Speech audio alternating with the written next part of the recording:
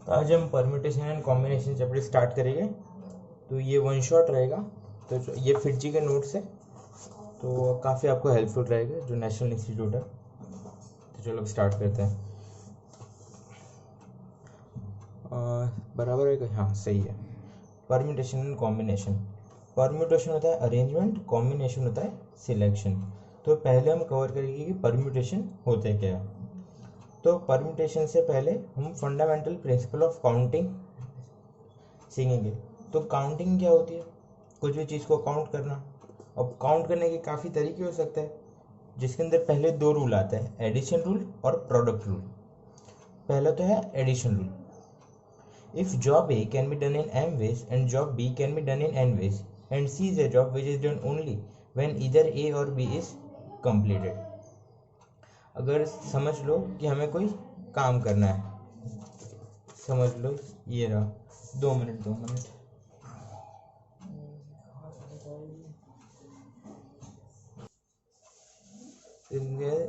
समझ लो एक अहमदाबाद है। क्या है? ए से अहमदाबाद है, यहाँ पे है बॉम्बे और यहाँ पे है कोलकाता। ए से क्या है? अहमदाबाद, पता चल रहा है। बी से क्या है? बॉम्बे। सी से क्या है? के से क्या है? कोलकाता। अब हमें ए से बी जाना है। मान लो 3 रास्ते है कि अलग अलग जगह पे, ऐसे तो ठीक ही है।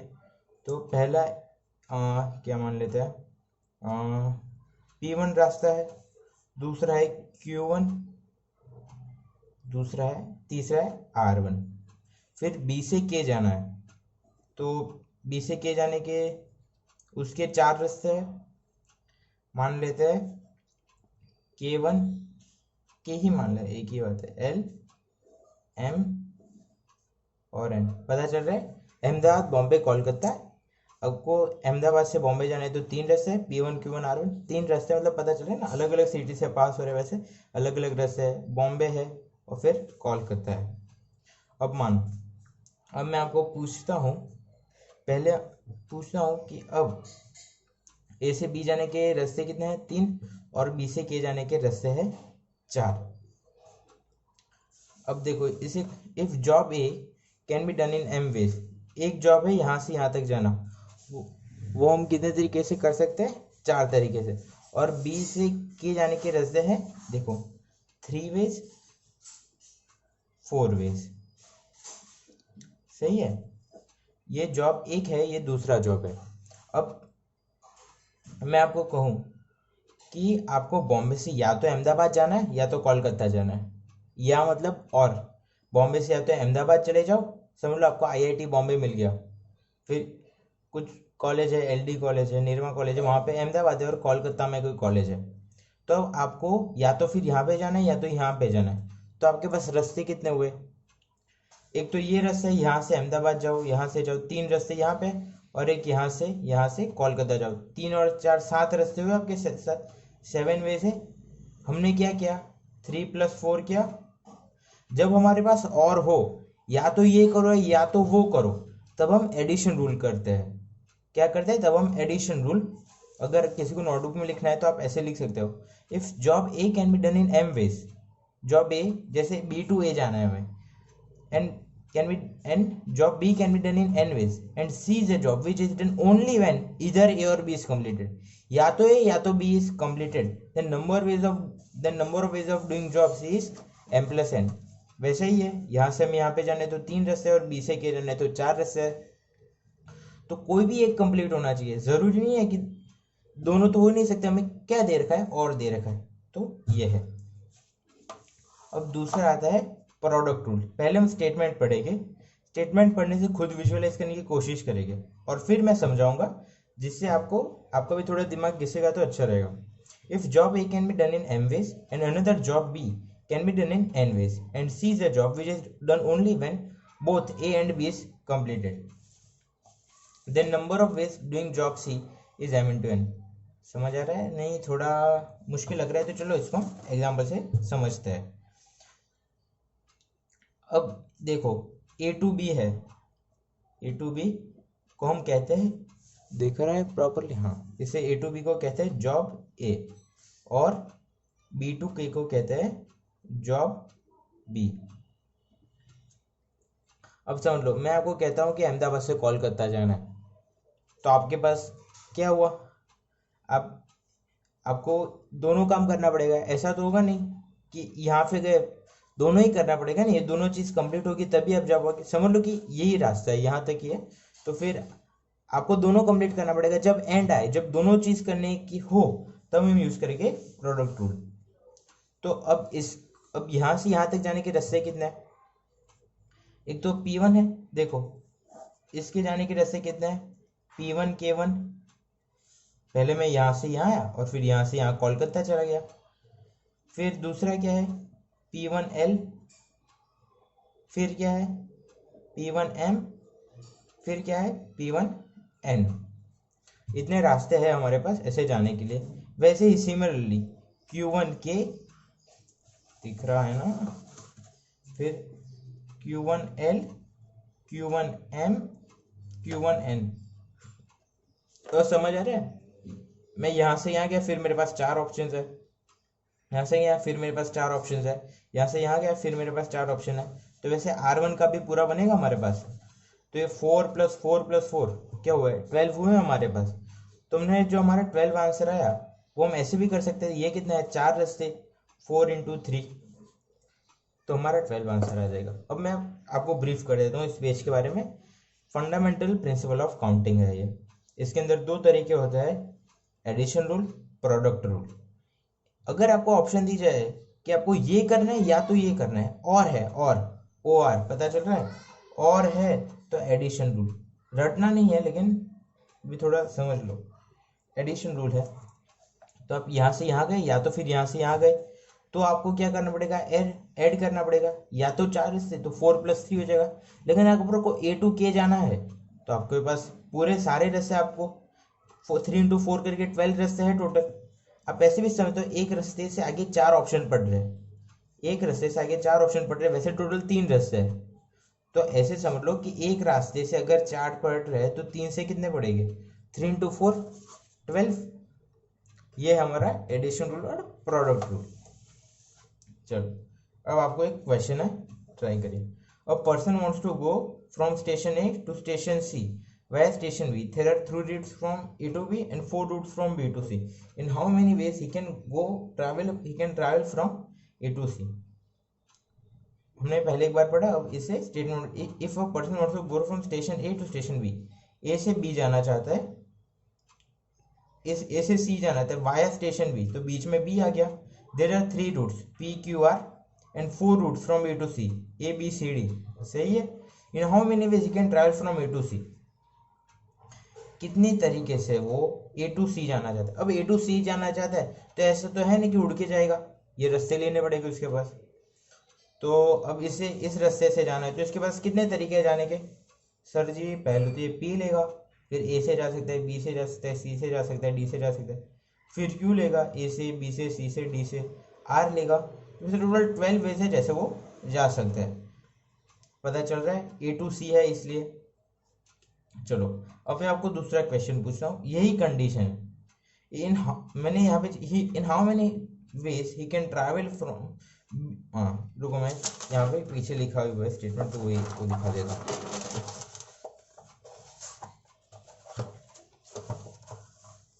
A person wants to leave station B, दिख रहा है clear, okay. A person wants to leave station B. There are 3 routes from B to A and 4 routes from B to C. In how many ways he can leave station B? B को कितने तरीके से छोड़ सकते हैं। इसको दूसरी तरीके से सोच सकते हैं कि मान लो यहाँ पे आप हो और आपके पीछे गुंडे पड़े हैं, तो आप कितने तरीके से उनसे भाग सकते हो। गुंडे दौड़ते दौड़ते आपने A पकड़ लिया, गुंडे दौड़ते दौड़ते आपने B पकड़ लिया, C पकड़ लिया, D पकड़ लिया, P पकड़ सकते हो, Q पकड़ सकते हो, R पकड़ सकते हो। 7 वेज है अगर आपके पीछे गुंडे पड़े तो। यहाँ पे पिछले वाले क्वेश्चन में आप देख सकते हो कि A पर गुंडे पड़े तो आपके पास टोटल 12 वेज है। चलो सही है, इतनी बेसिक चीज़ है, समझ आई गई होगी। अगर नहीं आई है तो वापस जाके देख सकते हो। देखो 12 students compete in a race, in how many ways first 3 prizes be given। पहले तो क्वेश्चन को समझने की ज़रूरत है। टोटल हमारे पास 12 स्टूडेंट्स है। कितने स्टूडेंट्स है? 12 स्टूडेंट्स है। तो मान लेते हैं S1, S2, S3, S4, S5, S6, S7, S8, S9, S10, S11, S12, total numbers 12 students है। अब हमें ऐसे कहना है कि मान लो अभी तक रेस नहीं हुई, रेस होनी बाकी है। तो वहाँ पे चीफ गेस्ट ने आके कहा कि पूछ लिया प्रिंसिपल से कि अगर पूछ हमें 3 मेडल देना है तो कितने पेयर्स बन सकता है कि हम दे सके। तो प्रिंसिपल सोचने लग गया कि एक तो इसमें गोल्ड दे दिया, फिर इसे सिल्वर, इसे ब्रॉन्ज, इसे गोल्ड दे दिया, इसे सिल्वर, इसे ब्रॉन्ज, इसे गोल्ड दे दिया, इसे सिल्वर, इसे ब्रॉन्ज। तो वैसे तो काफ़ी सारे कॉम्बिनेशन बनेंगे, गिनूं कैसे। तो उन्होंने थोड़ी अपनी अक्ल लगाई। चलो सोच लो कि S1 है, उसको हमने गोल्ड दे दिया। S1 को हमने क्या दिया? गोल्ड दे दिया। अच्छा बच्चा था, सही है। अब 12 बच्चे बचे। अब सिल्वर जिसे मिलेगा, सिल्वर मिलने के कितने चॉइस है? एक मिल गया। 12 में से एक बच्चे को गोल्ड मिल गया तो सिल्वर कितने बच्चे को मिलने के चांसेस है? 11 में से किसी को मिलेगा, 11। ये चॉइसेस बता रहा हूँ आपको, नंबर नहीं बता रहा, चॉइसेस बता रहा हूँ कि 11 में से किसी एक को मिल सकता है।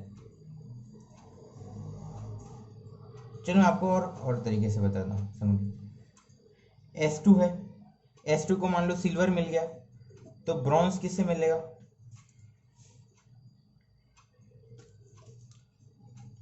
ब्रॉन्ज मिलने के कितने चॉइसेस है समझ लो। अगर S2 को सिल्वर दे दी तो ब्रॉन्ज कितने बच्चों में से मिलेगा? 10 बच्चों में से किसी एक को मिलेगा, मानते हो? समझ आ रहा है? बहुत बढ़िया। अब ऐसे S3, S4 ऐसे डॉट डॉट करके कितने स्टूडेंट्स हो गए टोटल? यहाँ पे कितने स्टूडेंट्स रख सकते हैं? S1 तो इंक्लूड हो गया, बचे कितने? 11। तो यहाँ पे हम 11 रख सकते हैं। अरे ये पता चल रहा है ना, S2 से फिर डॉट डॉट करके हम S12 तक जाएंगे। क्लियर? 12 में से एक बच्चे को गोल्ड मिल गया।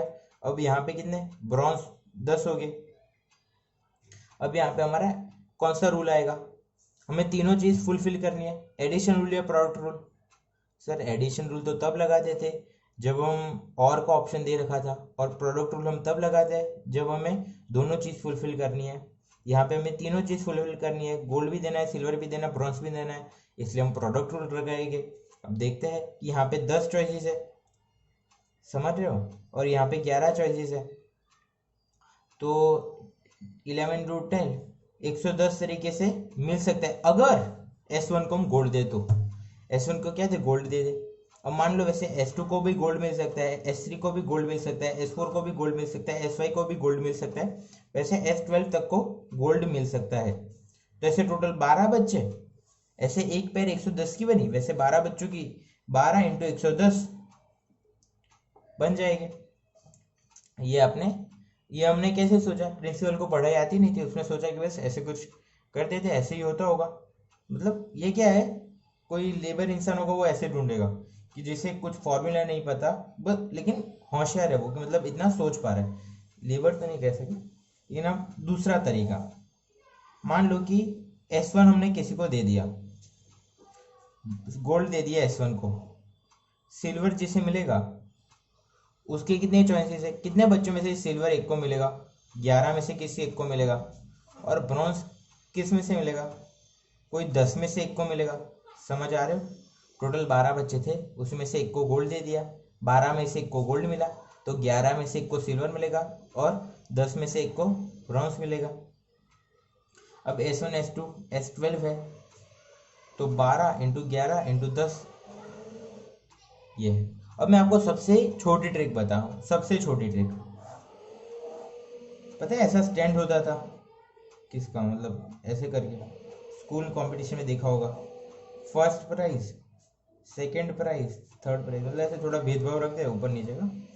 तब देखो टोटल 12 बच्चे, पहली प्राइज मिलने के कितने चांसेस है? क्या पूछा हूँ? पहली प्राइज मिलने के कितने चांसेस है? 12 चांसेस है कि 12 में से किसी एक को मिलेगी। सेकंड प्राइज मिलने के कितने चांसेस है? सर 12 में से एक को तो गोल्ड मिल गया, बचे कितने? 11। तो अब 11 में से किसी एक को सिल्वर मिलेगा, तो 11 रखते हैं। अब थर्ड प्राइज कितने को मिल सकता है? अब जिसको गोल्ड मिला वो उसको तो हम ब्रॉन्ज देंगे नहीं, एक मेडल ले लिया। ब्रॉन्ज सिल्वर जिसको मिला उसे भी ब्रॉन्ज नहीं देंगे, तो कितने बच्चों में से एक को मिलेगा? 10 को मिलेगा। तो बस यही हमें ऐड करना है, 12 इंटू 11 इंटू 10। ये सबसे इजी मेथड पता चल रहा है, समझ आ रहा है? सही है।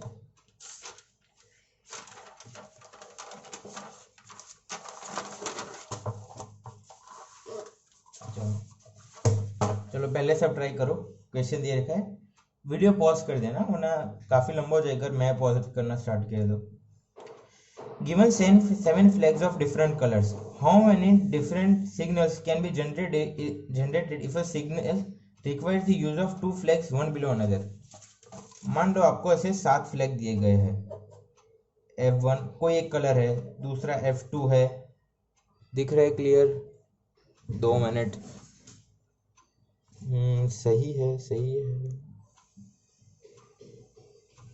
हाँ, अरे वीडियो चालू तो था ना। हाँ चलो, F1 ऐसे आपको 7 फ्लैग दे रखे हैं।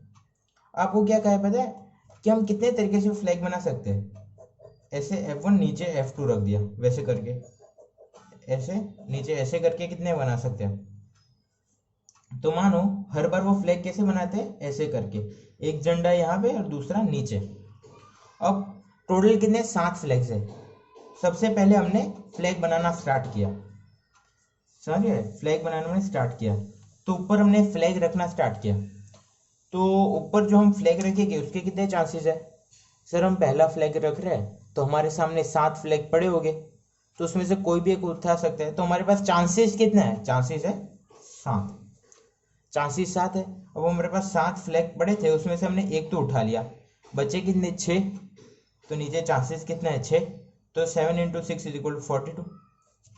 42 चांसेस है हमारे पास। सही है, समझ आ रहा है, क्लियर है, सिंपल है। चांसेस के बारे में सोचना है कि आप समझ लो आपके पास 7 झंडे पड़े हैं, आपको ऊपर रखना है। ऊपर आपको कितने कितने रख मतलब कितने चांसेस है? 7 चांसेस है, नीचे 6 चांसेस है, तो 7 6 जा 42।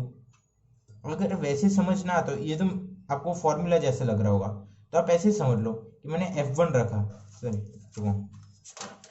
मैंने F1 फ्लैग लिया, उसके साथ मैं F2 को रख सकता हूँ, F1 के साथ F3 को रख सकता हूँ, F4 को, F5 को, F6 को, F7 को। तो हमारे पास कितने पैर बने? 6 पैर बने। सही है, एक फ्लैग, दूसरा फ्लैग, तीसरा, चौथा, पांचवा, छठा, तो हमारे पास ऐसे 6 फ्लैग्स बने। अब F2 के साथ भी ऐसा रख सकते हैं, F1 F3 वैसे करके, समझ आ रहा है? F2 के साथ वैसे हम F3 F7 के साथ भी रख सकते। देखो एक बंडल ये बन गया, F1 के साथ एक बंडल बना, वैसे F1 को हम F2 से और यहाँ पे 1 कर देंगे, तो F2 के साथ 7 बंडल बनेंगे, तो 6 इंटू 7 इज इक्वल टू 42। सही है, बराबर। चलो, अगर ना समझ आए तो कमेंट्स बॉक्स में लिखना, तो नेक्स्ट में थोड़ा इंप्रूव करने की कोशिश करो।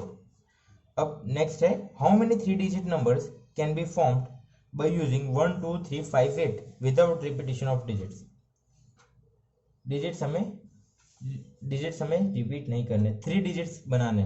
सिंपल है, इसके अंदर इतना सोचना ही नहीं है। 3 डिजिट्स हमें 3 डिजिट्स बनाना है, 1 2 3। नंबर कौन सा है? 1 2 3 5 8। आप समझ लो कि आप छोटे बच्चों, आप खेल रहे हो, आपको कहेगी यहाँ पे कोई चीज रखो इसमें से उठा के, तो आप कहोगे, कंफ्यूज हो जाओगे, अरे 5 चीजें कौन सी रखो, 5 चांसेस है, चलो 5। अब यहाँ से समझ लो कोई एक नंबर हट गया होगा, कोई एक नंबर कम हो गया होगा, आपके पास एक रख दी 5 में से, तो बचे कितने हो गए? 4 बचोगे, तो यहाँ पे 4 आने के चांसेस है। और फिर तो 2 हट गए होगे, मान लो ये है, 2 हट गए होगे, फिर बचोगे 3, तो 5 इंटू 4 इंटू 3, ये कितना होगा? 5 इंटू 4 इंटू 3। किसी को ऐसा डाउट है कि हम 5 + 4 + 3 नहीं क्यों नहीं कर रहे? सोचिए, प्रोडक्ट रूल क्या था कि जब हमें एंड तीनों प्लेसेस फिल करनी है ना, ऐसा थोड़ी ना एक चीज फिल करेगी एक प्लेस फिल नहीं करेगी, तीनों करनी है। तो प्रोडक्ट रूल, जब एंड है तो प्रोडक्ट रूल होगा, जब हमें सब कुछ फुलफिल करना है। और जब मैं ऑप्शन दे रखा होगा तो हमें कोई एक चीज फिल करनी है, तब हम एडिशन करेंगे। तो देखो, at first place there are 5 choices, at second place 4 choices, at third place 3 choices, number of ways equal 5 into 4 into 3 is equal to 60। चलो सही है। अब मान लो मैं आपको पूछूं इवन नंबर चाहिए, इवन नंबर चाहिए।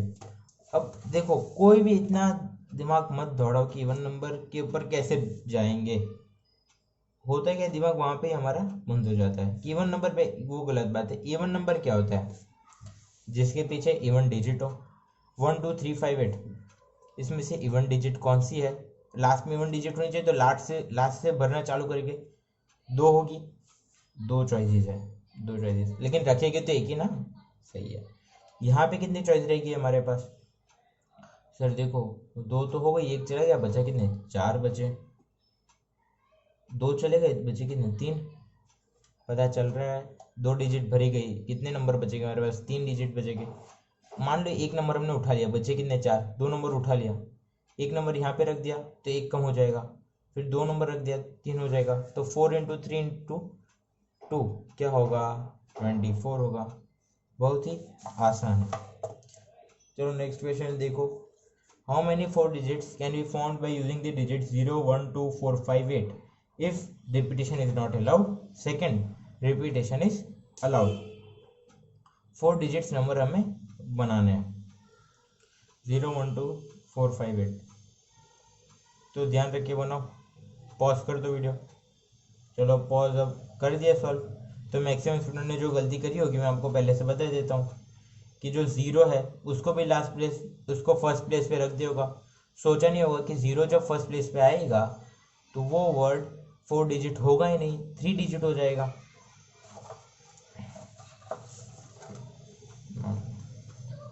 0 1 2 4 5 8 दिख रहा है क्लियर?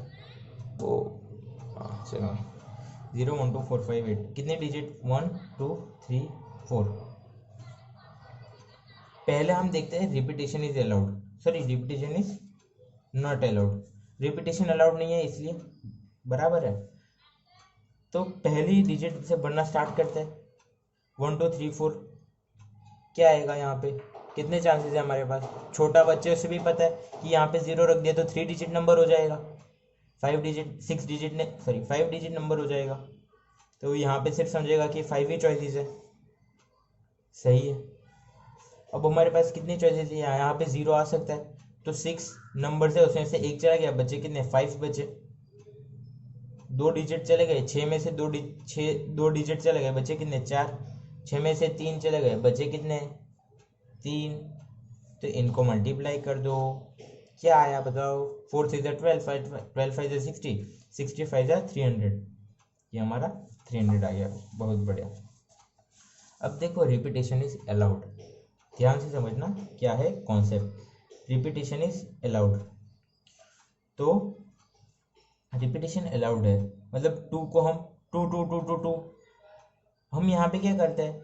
एक चीज़ को एक ही बार रखी। हमने क्या कहा कि एक बार यहाँ पे अगर हमने 1 रख दिया तो हमने एक बार यहाँ पे, जैसे यहाँ पे 4 रखा, फिर यहाँ पे 5 रखा, फिर यहाँ पे 4 हमने क्यों रखा? क्योंकि एक डिजिट कम हो गई, क्योंकि हम उस डिजिट को वापस नहीं ले सकते थे, इसलिए हमने उसको कम कर दिया। अब समझो यहाँ पे है, सही है, यहाँ पे हम तो रख कितने से डिजिट सकते हैं? 5 डिजिट रख सकते हैं। सही है, 5 डिजिट रख सकते हैं। यहाँ पे हम कितने डिजिट रख सकते हैं? 6 में से कोई भी रखो, रिपीट करो, कोई प्रॉब्लम है तुम्हें? मुझे नहीं है, तुम्हें कैसे होगा? है सारी डिजिट रखते हैं, 6 इंटू 6। समझ आ रहा है? डिजिट्स को हम रिपीट कर सकते हैं आराम से। तो इनको मल्टीप्लाई करेंगे, तो क्या आएगा देख लेते हैं। यहाँ पे पहले का 300 आ गया, दूसरे का देखो 5th 6 6 1080। क्लियर आ रहा है? सिंपल सी बात है। रिपीटेशन अलाउड है, यहाँ पे हमने रिपीटेशन अलाउड नहीं की थी। क्वेश्चन में अगर तुम्हें मेंशन किया ना गया हो कि रिपीटेशन अलाउड है या नहीं है, तो रिपीटेशन अलाउड नहीं है, वैसा ही हम मानेंगे। चलो नेक्स्ट क्वेश्चन पे चलते हैं। हम अभी तक हम जो पढ़ रहे थे वो था fundamental principle of counting, counting करना ही सीख रहे थे। लेकिन अब ये इस काउंटिंग के एक पार्ट को ही हम परम्यूटेशन कहते हैं, कुछ अलग बात नहीं है। अब परम्यूटेशन क्या है वो पहले हम समझने का ट्राई करते हैं। परम्यूटेशन, देखो परम्यूटेशन तुम्हें समझना है, समझ लो तुम्हारे पास कैसे समझाऊं, समझ लो तुम्हारी बर्थडे पार्टी है। क्या है? तुम्हारी बर्थडे पार्टी। तुमने अपने 6 जो बॉयज है, जो फ्रेंड्स है, वो उनको आपने बुलाया है। B1 B2 B3 B4 B5 B6, 6 अपने फ्रेंड्स को आपने बुलाया है अपनी बर्थडे पार्टी में। अब यहाँ पे एक जो आपका फ्रेंड था वो काफ़ी होशियार है और आपका दुश्मन भी काफ़ी ज़्यादा है। उसने आपको पूछ लिया कि समझ लो यहाँ पे 6 कुर्सी है, चेयर है, चेयर 1 2 3 4 5 6। अब हम 6 इसके ऊपर कितने तरीके से बैठ सकते हैं? अरे तुमने सोचा कितनी तरीके से बैठ सकते हैं मतलब?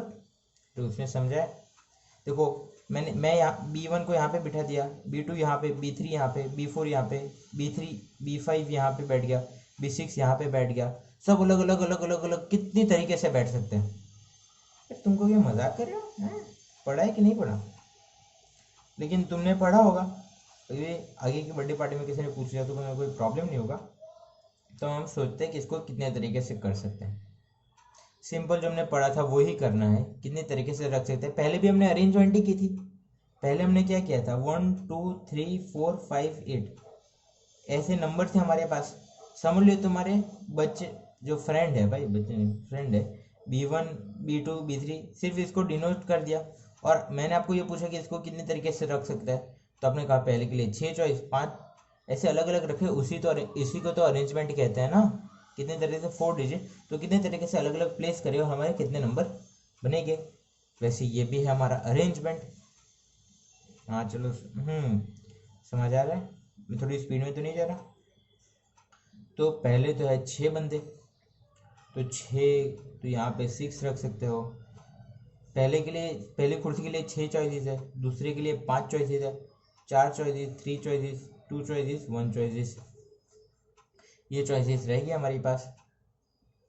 अब इन सबको हम मल्टीप्लाई कर देंगे, तो हमारा क्या आंसर आएगा? जो भी आंसर आएगा मल्टीप्लिकेशन कर लेना। अब इसे हम लिखते हैं 6 फैक्टोरियल।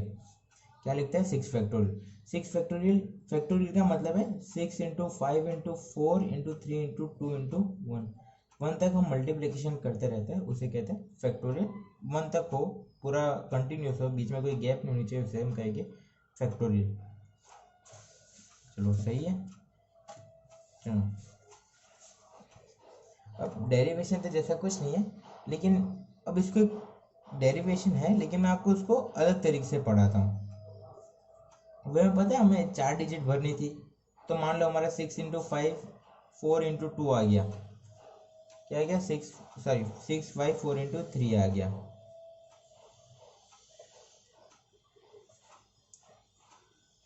नहीं आपको डेरिवेशन ही करा देता हूँ, चलो चलो, मान लो यहाँ पे जो चॉइसेस होगी वो n होगी। टोटल r प्लेसेस है, कितनी प्लेसेस है? हाँ भैया, A1 A2 A3 AR, 1 2 3 dot dot r करके r जितनी चॉइसेस है तुम्हारे पास रखने के लिए, तो n-1 रख सकते हो, n-2 रख सकते हो, उसे n- कितनी रख सकते हो?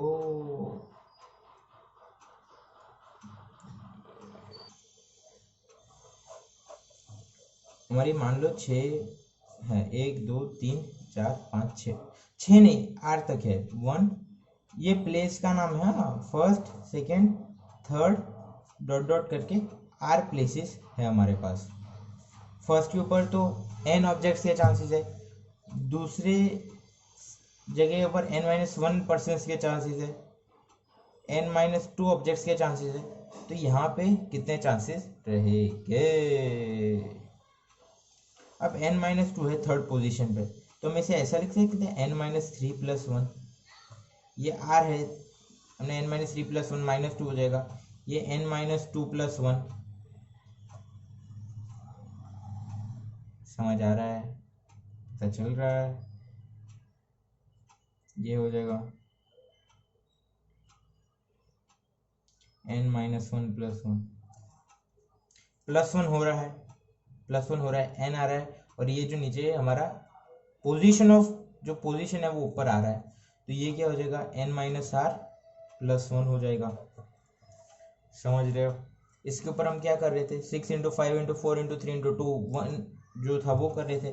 तो इसका जो हम नंबर ऑफ वेज निकालेंगे, नंबर ऑफ वेज वो कितना होगा, n into n minus one n minus two dot dot dot n minus R plus one.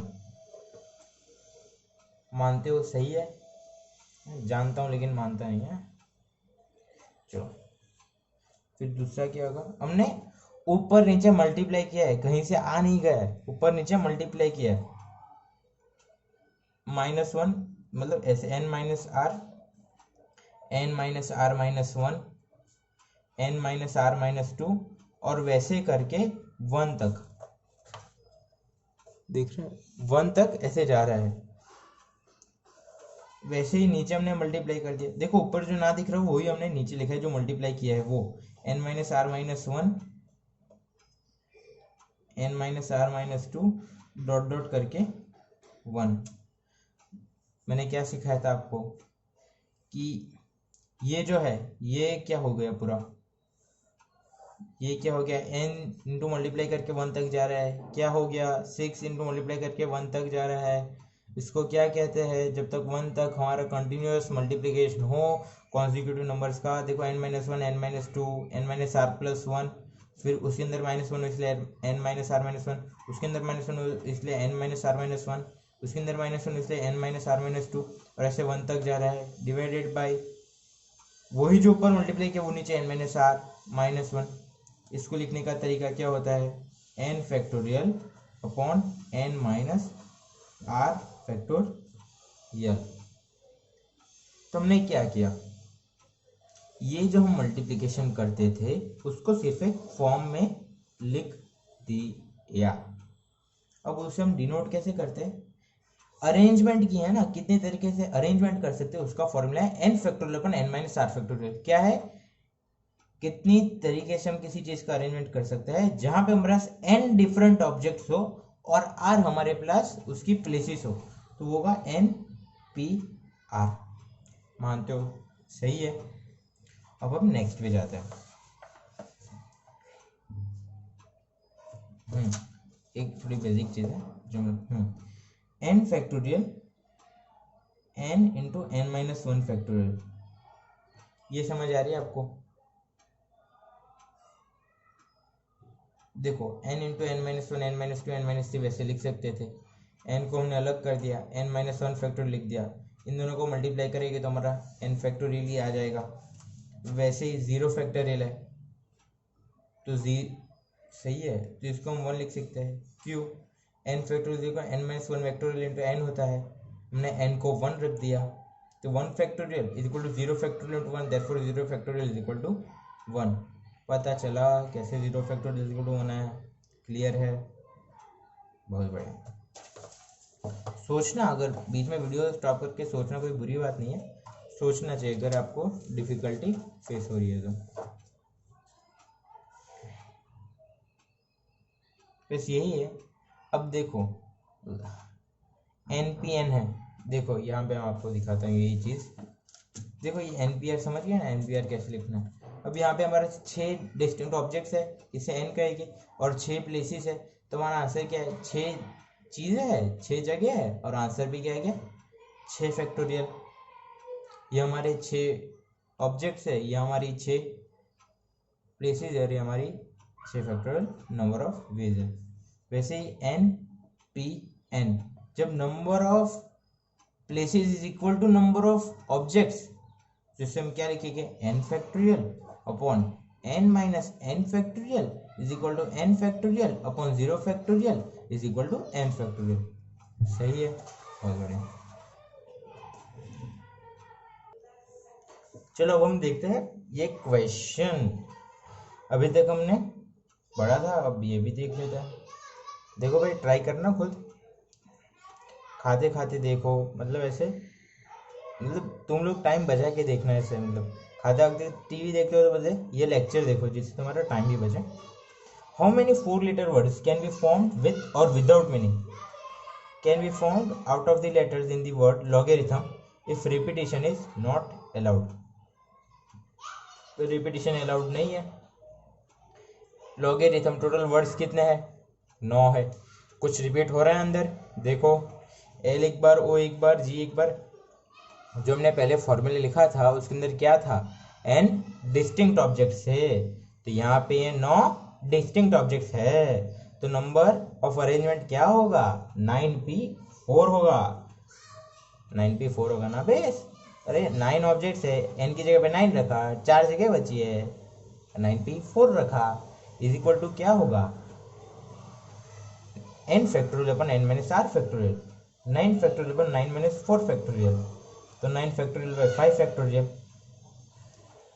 तो 9 फैक्टोरियल को क्या लिखते हैं? 9 इंटू, देखो मैं मस्त तरीके से दिखाता हूँ, मुझे भी मजा आएगा दिखाने में।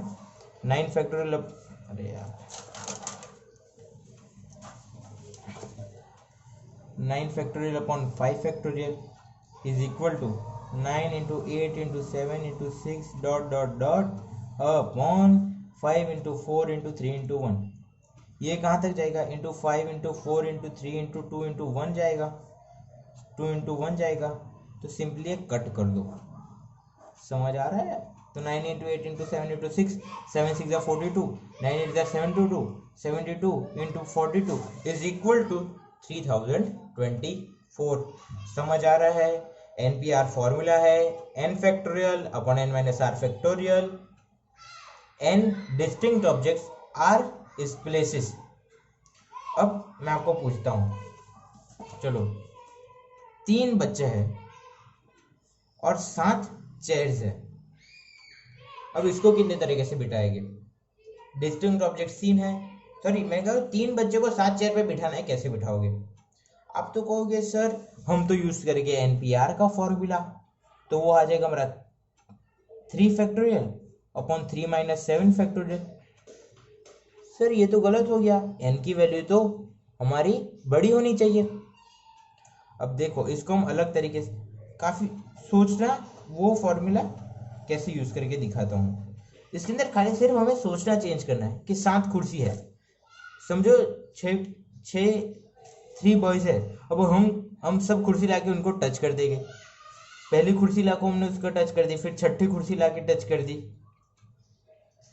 अब हमारे पास 3 बॉयज है, 3 बॉयज, समझ जाओ 3 बॉयज है। अब 3 बॉयज को हम आर ले लेंगे, क्या लेंगे? आर, और 7 चेयर्स है उसको हम एन डिस्टिंक्ट ऑब्जेक्ट्स मान लेंगे। तो मान लो पहला जो बॉयज है उसको कितनी कुर्सी टच होने के चांसेस है? 7 कुर्सी टच होने के चांसेस है। समझ लो मैं बिठाने की जगह टच करा रहा हूँ, तो 7 टच हो सकती है, दूसरी के अंदर 6 टच हो सकती है, फिर 5 टच हो सकती है, तो इसका आंसर आएगा 7 इंटू 6 इंटू 5। अब यही चीज हमने देखा, सिर्फ हमारा जो एटीट्यूड था, जो हमारे ये सोचने की चीज थी कि 3 को 7 पर बैठा है या फिर हम 7 को 3 पे बैठा है, कोई फर्क पड़ेगा? बात तो एक ही है। अरे मतलब ऐसे लॉजिकली एक बात नहीं है कि मतलब कोई ऐसा कहीं, समझ रहे हो कि आप कुर्सी को टच करो फिर कुर्सी आपको टच करे, कोई फर्क पड़ता है? नहीं पड़ता। वैसे 3 बच्चे को खुद से बिठाओ, फिर हर कुर्सी को हम ट्राई करें बिठाने के लिए, बात सेम है। एक बार शांति से सोचो।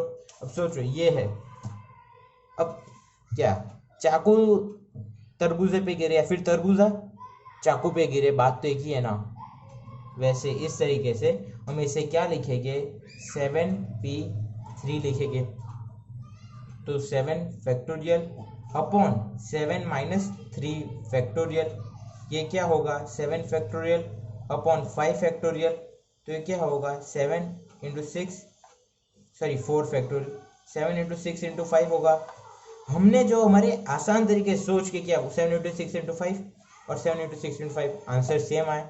लेकिन एक समझने की चीज़ है जो आपको खुद सोचनी थी, लेकिन मैं आपको बता दी है कि ऐसे आप सोच सकते हो। हम जाते हैं नेक्स्ट, ये परम्यूटेशन था, सही है।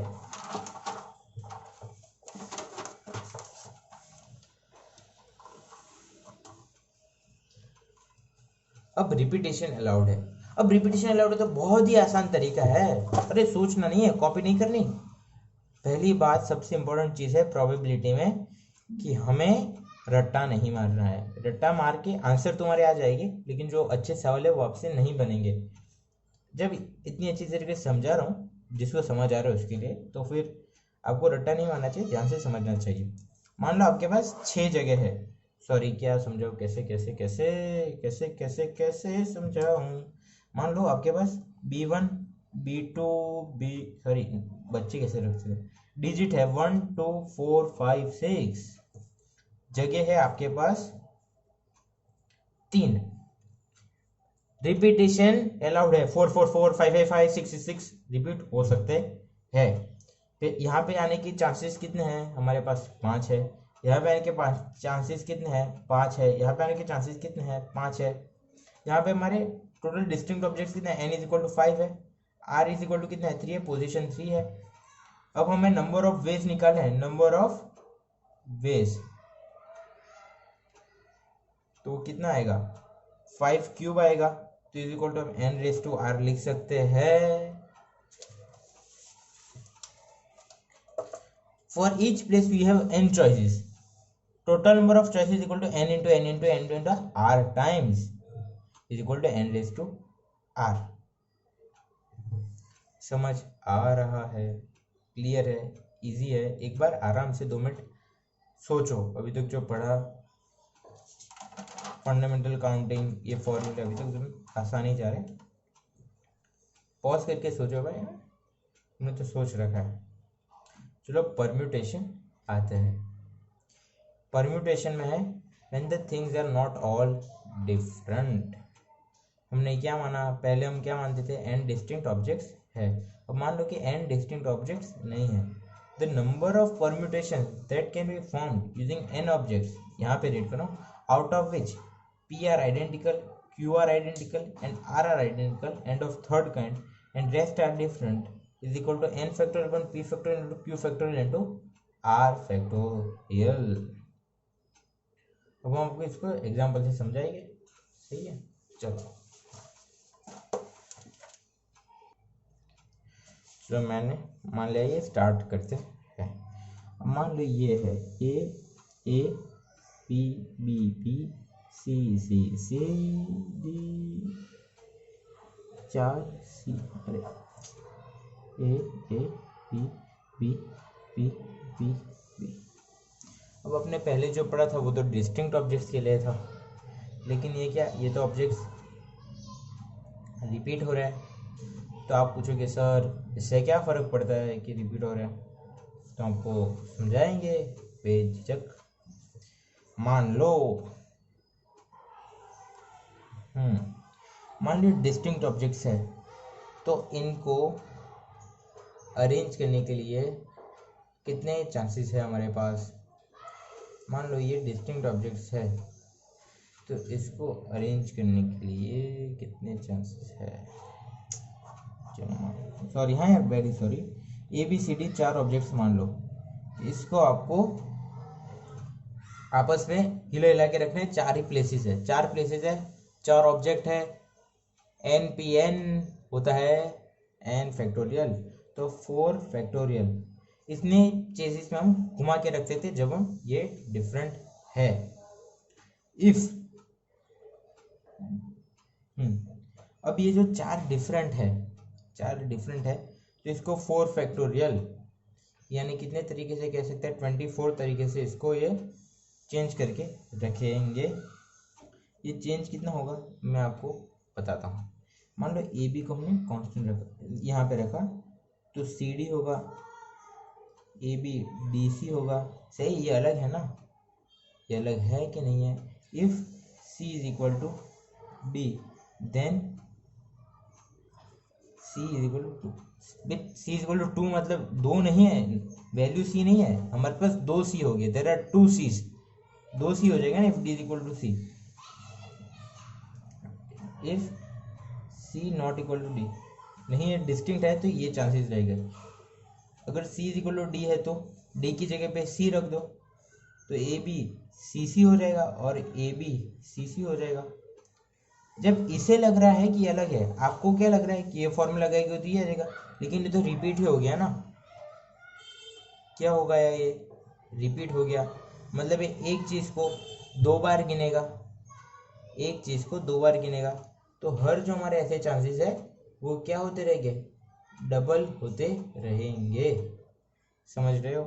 अब ये एक बार शांति से सोचो, जब हमने डिफरेंट माना तो A B C D A B D C वैसे करके आपके हिसाब से दो बनने चाहिए थे, लेकिन जब हमने सी इज इक्वल टू डी मान लिया तो क्या चेंज आ रहा है वो हम समझते हैं।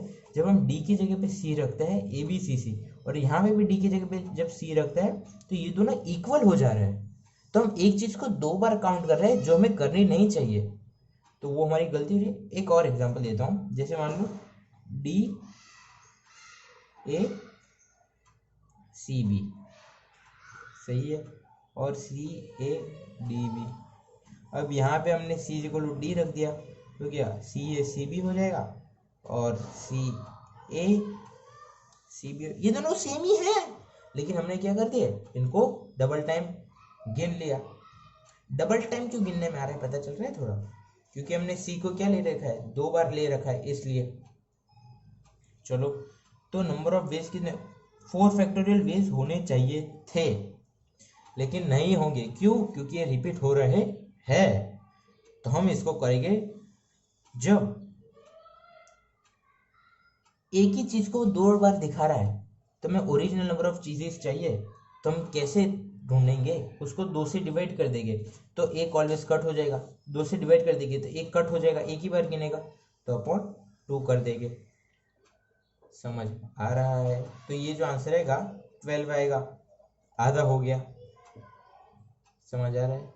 अब एक इम्पॉर्टेंट जो मुझे डाउट थी, शायद कुछ बच्चों को हो ना हो, लेकिन मैं आपको बताना चाहूँगा, हमें लगेगा कि ये कैसे कट होगा, ऐसे भी तो दोनों कट हो जाए। हम यहाँ पे नंबर देखते हैं कि नंबर कितने आ रहे हैं। क्लियर है? इसके लिए मोस्टली परम्यूटेशन कॉम्बिनेशन आपको खुद सोचना पड़ेगा। सर समझ रहे हो? चलो अब हम जाते हैं नेक्स्ट। मान लो ए बी सी डी, हमारे पास है 5 वर्ड, तो इसका हो जाएगा 5 फैक्टोरियल। 5 तरीके से रख सकते हैं हम इसे। तो अब इसे नंबर ऑफ वेज ढूंढेंगे। यहाँ पे सी दो बार था इसलिए हमने 2 से डिवाइड किया, तो ये हम किससे डिवाइड करेंगे, 3 से। ये आप कह रहे हो यू, मैं कह रहा हूँ अलग। अब क्या फर्क आएगा वो देखते हैं। देखो A B C D E, A B D C E, A B C E D, A B E C D, A B D E C, A B,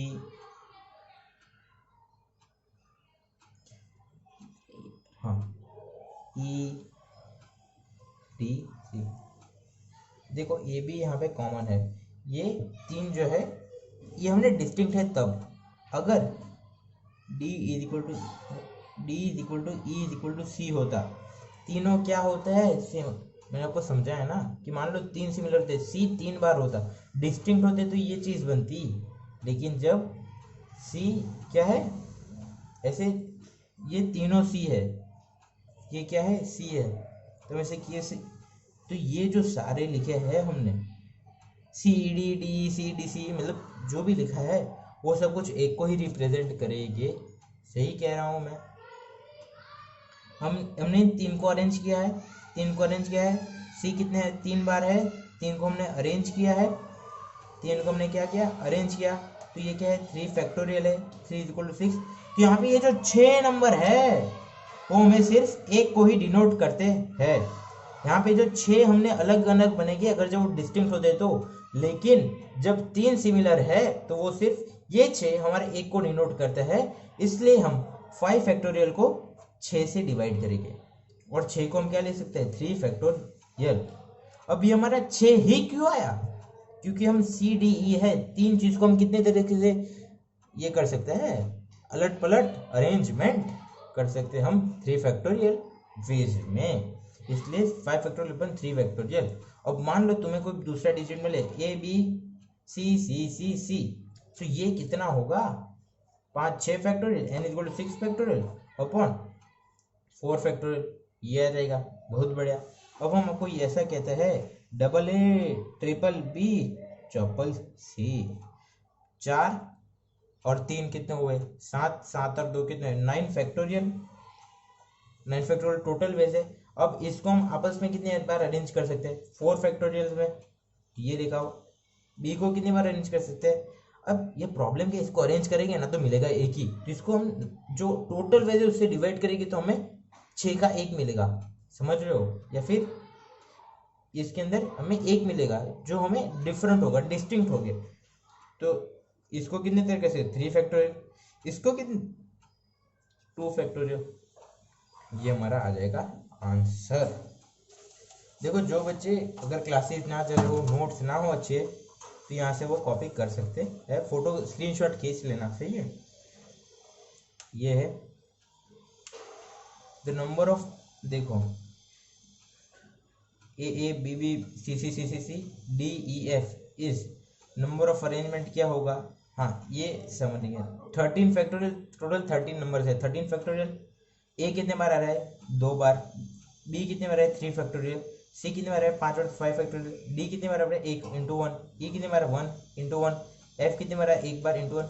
into 1 करने का कोई मतलब है नहीं, जो रिपीट हो रहा है उसे हम लिखेंगे। क्या ये बात आपको क्लियर है महाशय। चलो अब हम करते हैं next question. How many words can be form with the letter of the word mathematics. M 2 A 2 T 2 पर ये सब कुछ एक टोटल नंबर ऑफ वर्ड्स कितने हो गए, टोटल ये वर्ड्स कितने हैं बताओ। 11 वर्ड्स है तो 11 फैक्टोरियल लिख दिया, और रिपीट कितने हो रहे 2 फैक्टोरियल 2 फैक्टोरियल 2 फैक्टोरियल, आ गया आंसर। समझ रहे हो कि एम को 2 बार अरेंज करेंगे तो रियलिटी में हमें डबल वर्ड्स मिलते, इसको हमें एक ही चाहिए इसलिए हमने उसको डिवाइड बाई 2 कर दिया। फिर ए को हम 2 बार अरेंज कर सकते थे लेकिन होता है कि वर्ड, इसलिए 2 से डिवाइड किया। टी को भी 2 बार अरेंजमेंट कर सकते हैं इसलिए 2 से डिवाइड किया। फैक्टोरियल है, याद रखना कोई बच्चे ऐसा करके मत ना 3 फैक्टोरियल की जगह 3 से डिवाइड कर दिया गया। अब हम आज परम्यूटेशन कंप्लीट करने की कोशिश करेंगे, सही है। तो ये हम नेक्स्ट लेक्चर में रखते हैं, पहला लेक्चर है जितना ही रखते हैं, नेक्स्ट लेक्चर में पढ़ेंगे परम्यूटेशन एंड रिस्ट्रिक्शन। तो मैं आपके रिस्पांस की राह देखूंगा, कमेंट बॉक्स ऑन रहेगा, तो आप थोड़ा अपने सुधार विचार हमें कहिएगा, उस तरीके से हम नेक्स्ट लेक्चर में और इम्प्रोवाइज करके आपको देंगे। Thank you very much.